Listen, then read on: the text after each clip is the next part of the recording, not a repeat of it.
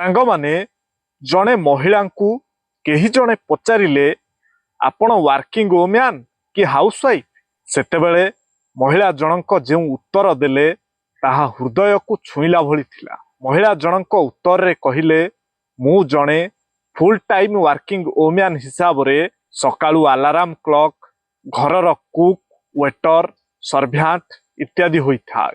Part time ହିସାବରେ କେତେବେଳେ tailor ଅବା କାମବାଲି ହୋଇଥାଏ। ପିଲାଙ୍କ ପାଇଁ ଟିଚର, ଘରର ବୟସ୍କ ଲୋକମାନଙ୍କ ପାଇଁ ନର୍ସ, ସବୁବେଳେ ମୁଁ ଘରେ ହାଜିର ଥାଏ।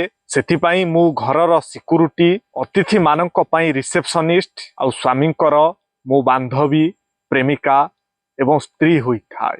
ନା ମୋର ୱାର୍କିଂ ଆୱାର୍ସର ଲିମିଟ୍ ଅଛି, ନା କେଉଁ ଦିନ ଛୁଟି ଅଛି, ନା ସାଲାରୀ, ନା ପ୍ରମୋସନ, ନା ଇନକ୍ରିମେଣ୍ଟ ଅଛି। ଆଉ ଏହା ପରେ ବି ଶୁଣିବାକୁ ମିଳେ ଯେ ତୁମେ ଘରେ ରହି କ'ଣ ଏମିତି କରି ପକଉଛ। ଏ ହେଉଛି ଜଣେ ଗୃହିଣୀର କାହାଣୀ। କ'ଣ ସାଙ୍ଗମାନେ ଠିକ୍ ତ? କମେଣ୍ଟରେ ଆପଣଙ୍କର ଉତ୍ତର ଲେଖିବା ପାଇଁ ଅନୁରୋଧ। ଆଉ ଯଦି ଭିଡ଼ିଓଟି ଆପଣଙ୍କୁ ଭଲ ଲାଗିଥାଏ ତାହେଲେ ନିଶ୍ଚୟ ଗୋଟିଏ ସେୟାର କରିବେ।